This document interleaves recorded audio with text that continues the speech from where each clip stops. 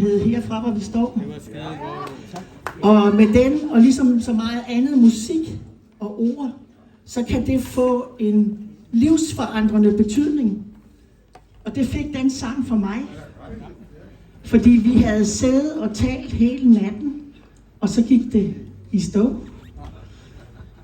Og derfor så mange år senere, så kunne jeg skrive den her tekst, som jo ikke er en sang. Fordi jeg kan ikke synge. Det bliver meget stille, ikke også?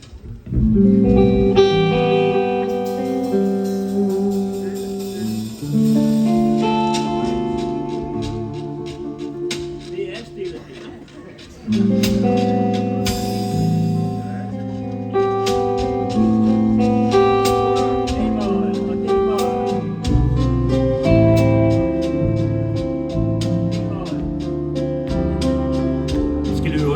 Og A-mål. Og vend det den vej hen. F-mål.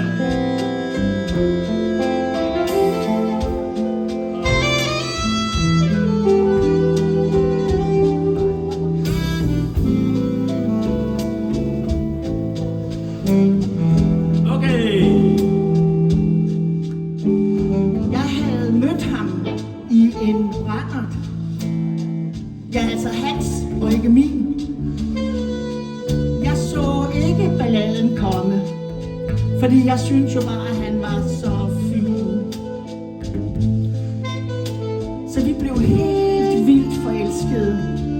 Vi blev forlovet og gift i en fart. Men glæden blev hurtigt forvandlet, fordi han var alligevel lige lidt for smart. Jeg så bordet fyldt med tomme flasker, når jeg kom hjem fra mit job. Illusionerne brast som balloner, og det var lige der, jeg skulle have sagt stop. Men dengang jeg gik op ad kirkegulvet, der tænkte jeg, at det var den forkerte vej. Men alligevel stod jeg foran præsten og sagde ja og ja. Nu ved jeg, at jeg skulle have sagt nej.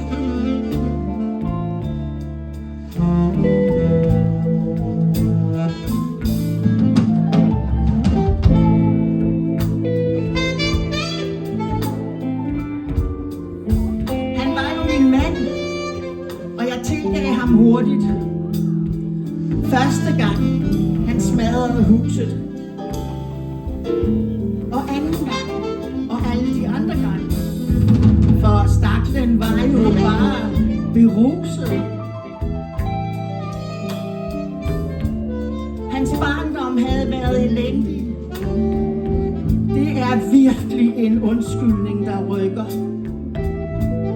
Men første gang han ville slå mig ihjel, der gik mit hjerte i 1000 stykker.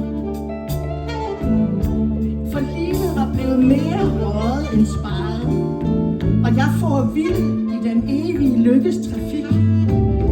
En dag blev det bare for meget, og så tog jeg mit gode tøj og gik.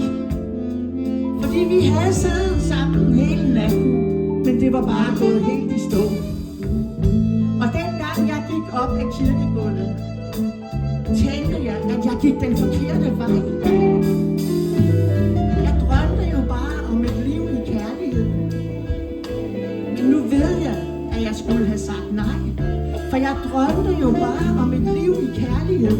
Men jeg ved, at jeg skulle have sagt nej.